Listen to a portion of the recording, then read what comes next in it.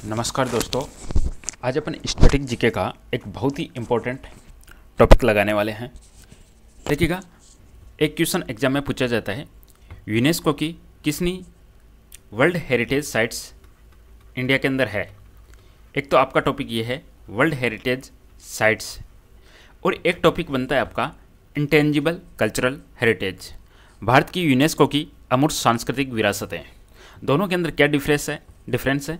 इसके अंदर अपन विरासतें लेते हैं, जैसे कि गरबा हो गया, या कुंभ मेला हो गया, या रामायण होगी।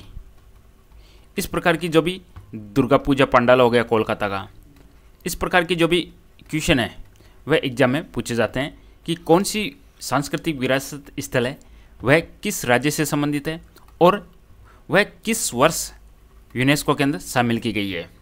और वर्ल्ड हेरिटेज साइट्स है, इसके अंदर आपसे पूछा जाता है जैसे कि एक अहमदाबाद शहर है, वह कब शामिल किया गया, या जो भी है अपना हवा महल है या जंतर मंतर है, जितने अपने वर्ल्ड हेरिटेज साइट्स है उनको किस वर्ष शामिल किया गया, उनका किस राज्य से संबंधित है। तो इस तरीके से दो टॉपिक बनते हैं ये, एक तो साइट से संबंधित है और एक अपनी कल्चरल या सांस्कृतिक विरासतें, गरबा हो गया, कुंभ मेला हो गया, रामायण हो गया, दुर्गा पूजा पंडाल हो गया, इस प्रकार की है।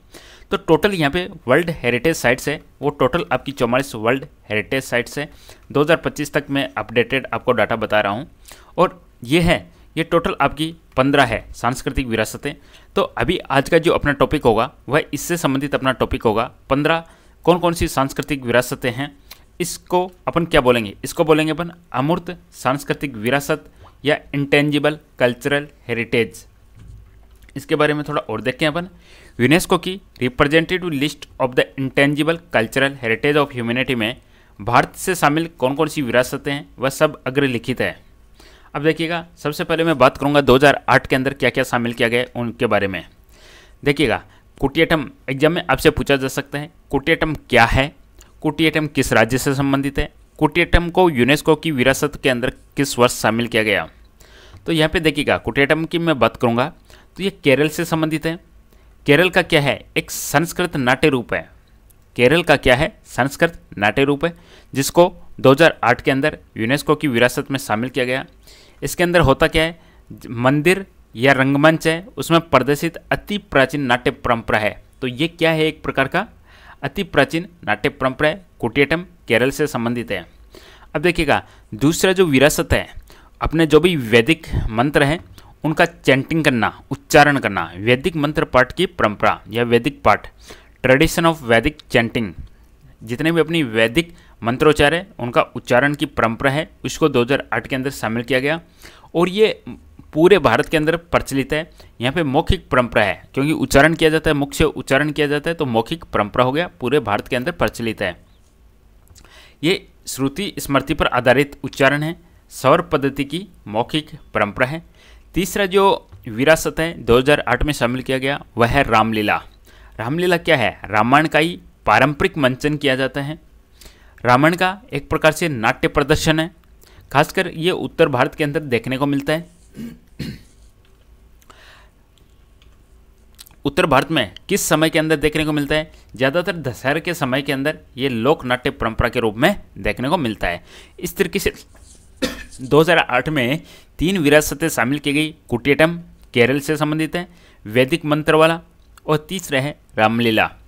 अब अपन देखते हैं 2009 के अंदर क्या शामिल किया गया।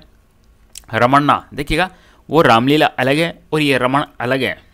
रमण का संबंध किससे है, इसका संबंध उत्तराखंड से है।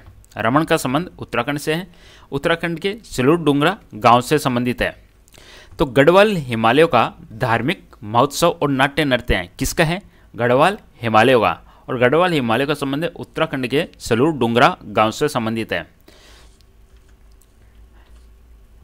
और ये क्या चीज़ है, ये आप देखोगे तो ये एक देवता केंद्रित पर्व है और अनुष्ठान थिएटर है।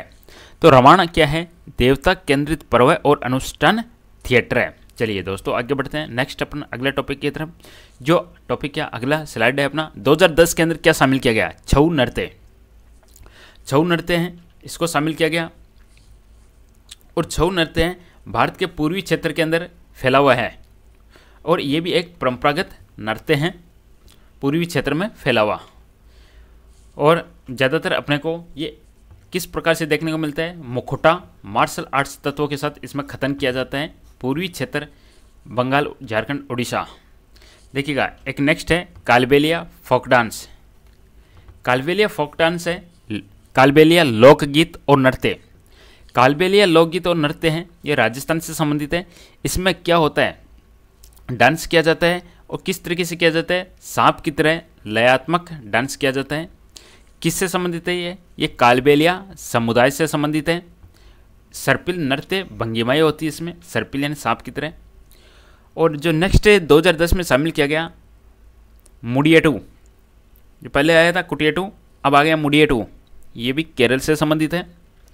इसमें क्या होता है, ये केरल का पारंपरिक नाट्य नृत्य परंपरा है केरल का।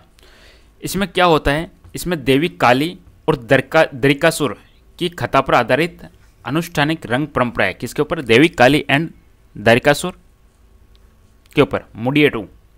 चलिए अब आगे बढ़ते हैं अपन। 2012 के अंदर क्या शामिल किया गया, जो बौद्ध धर्म है, लद्दाख के जितने भी बुद्धिस्ट है उनका मंत्रोच्चार, चैंटिंग बोले तो मंत्रोच्चार, एक अपना आया था वैदिक मंत्रों का मंत्रोच्चार, इस बार आया है लद्दाख के बौद्ध मंत्रोच्चार, लद्दाख के बौद्ध मंत्रोच्चार।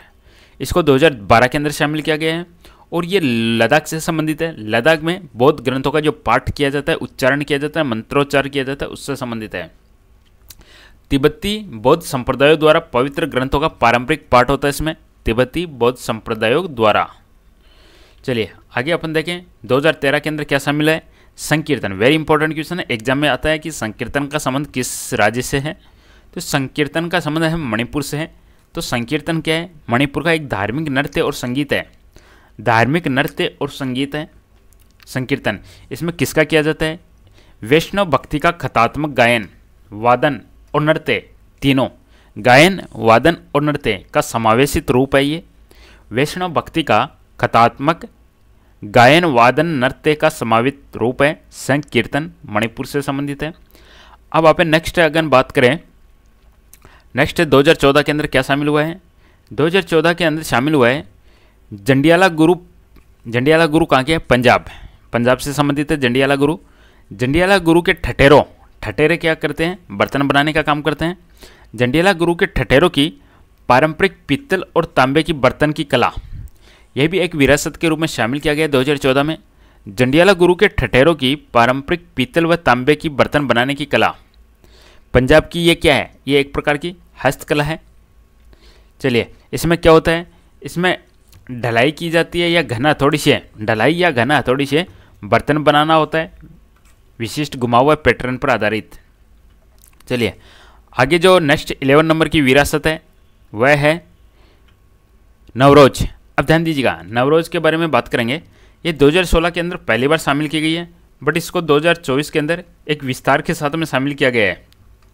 2024 में इसको फिर से विस्तार के रूप में शामिल किया गया है। तो यदि एग्जाम में ऑप्शन आपको 2016 मिले तो उस पर टिक लगाएगा, 2016 न मिलकर यदि 2024 मिले तो उस पर टिक लगाएगा, दोनों मिले तो 16 पे टिक लगाना। पारसी नवरोज क्या है, पारसी समुदाय द्वारा मनाया जाने वाला वर्ष है। नेक्स्ट है योगा। योग तो आप ही जानते हो, 21 जून को विश्व योग दिवस मनाया जाता है, 21 जून को। योगा क्या है सभी जानते हैं, इसका एक प्रकार से एक्सरसाइज है, ये अभ्यास है, शारीरिक मानसिक और आध्यात्मिक अभ्यास है ये। इसमें क्या होता है सभी को पता है, शरीर हो गया, मन हो गया, आत्मा हो गया, इसका बहुआयामी अभ्यास एक्सरसाइज है। योगा 2016 में शामिल किया गया है यूनेस्को विरासत में। 2017 में कुंभ मेले को शामिल किया गया। कुंभ मेला हिंदुओं का बहुत बड़ा धार्मिक मेला है और यह साइक्लिक रूप से, कर्मिक रूप से, ये चक्रानुसार या कर्मिक रूप से या साइकिल रूप से, साइकिल बोले तो एक बार इसका नंबर आ गया हरिद्वार में, दूसरी बार प्रयागराज पे होगा, फिर नासिक त्र्यंबकेश्वर में हो जाएगा, उज्जैन में हो जाएगा, फिर वापस हरिद्वार में होगा। तो इस तरीके से ये चलता रहता है चक्रानुसार। विश्व का सबसे बड़ा तीर्थ सम्मेलन है कुंभ मेला, हरिद्वार, प्रयागराज, नासिक, त्र्यंबकेश्वर, उज्जैन। चलिए नेक्स्ट 2021 में शामिल किया गया दुर्गा पूजा इन कोलकाता। कोलकाता की दुर्गा पूजा को शामिल किया गया है। दुर्गा माँ के 10 दिवसीय आराधना महोत्सव, 10 दिवसीय आराधना महोत्सव है, बहुत बड़ा, मतलब इसमें पंडाल है वो अलग अलग तरीके से सजाया जाता है। ये क्या है? ये समुदाय केंद्रित भव्य उत्सव है। इसमें कारीगरी देखने को मिलती है, एक प्रकार की पांडाल संस्कृति है। पांडाल अलग अलग थीम के ऊपर सजाए जाते हैं इसमें, और सार्वजनिक भागीदारों की अनूठा संगम है। दुर्गा पूजा 2000 इसमें शामिल किया गया। 2023 के अंदर गरबा शामिल किया गुजरात का। 2023 में गुजरात का गरबा शामिल किया गया है। और ये क्या है? एक प्रकार का पारंपरिक नृत्य है, नारीवादी अभिव्यक्ति पर आधारित।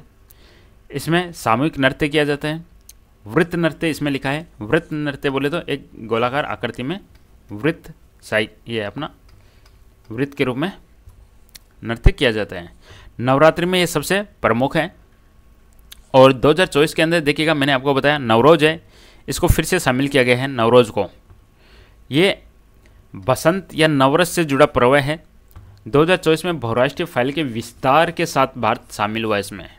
ठीक है, इस तरीके से ये था एक छोटा सा टॉपिक जो अमूर्त विरासत स्थल है, सांस्कृतिक विरासतें हैं यूनेस्को के अंदर, वो शामिल है। वीडियो पसंद आया लाइक कीजिएगा, चैनल को सब्सक्राइब कीजिएगा। नेक्स्ट टॉपिक में आपके लिए लेकर आऊँगा फिर से यूनेस्को वर्ल्ड हेरिटेज साइट्स का, वो भी जरूर देखिएगा। बहुत बहुत धन्यवाद, थैंक यू।